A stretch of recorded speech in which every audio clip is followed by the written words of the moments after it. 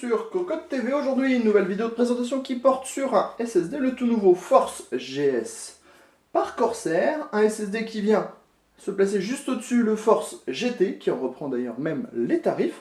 On a reçu la version 240 Go et on va vous le présenter rapidement en vidéo. Comme toujours, on va commencer par le bundle.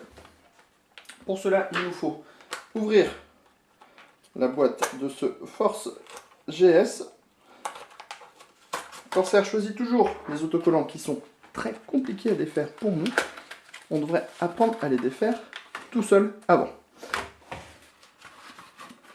Dans cette petite boîte, on trouve une garantie, logique, un adaptateur 2,5 pouces vers 3,5 pouces, un SSD de rouge vêtu absolument superbe,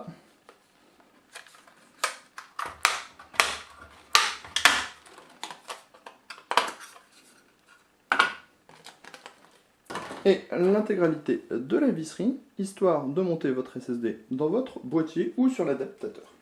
Au niveau du SSD en lui-même, vous allez le voir, on est sur un SSD au format classique, 9,5 mm d'épaisseur, connexion en SATA 3, ici le connecteur pour les données, ici le connecteur pour l'alimentation. On a le droit à un petit autocollant Force GS, on est face au modèle 240 Go et à l'intérieur on trouve de la mémoire MLC 24 nanomètres de chez Toshiba, qui est donc en toggle, avec un contrôleur SF2200-81, le tout pour 555 émos par seconde en lecture et 525 émos par seconde en écriture.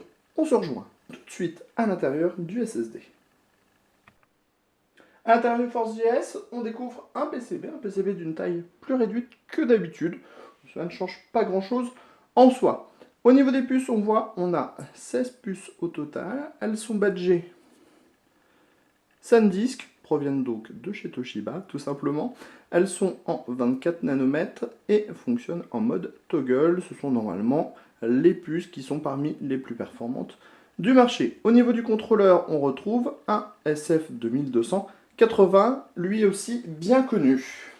Au niveau des performances, Corsair annonce 555 émos par seconde en lecture, 525 émos par seconde en écriture et 90 000 IOPS en écriture aléatoire 4K. On ne manquera pas très prochainement de vous fournir un test complet de ce nouveau SSD sur cocoteland.com. Sur ce, on vous dit à très bientôt.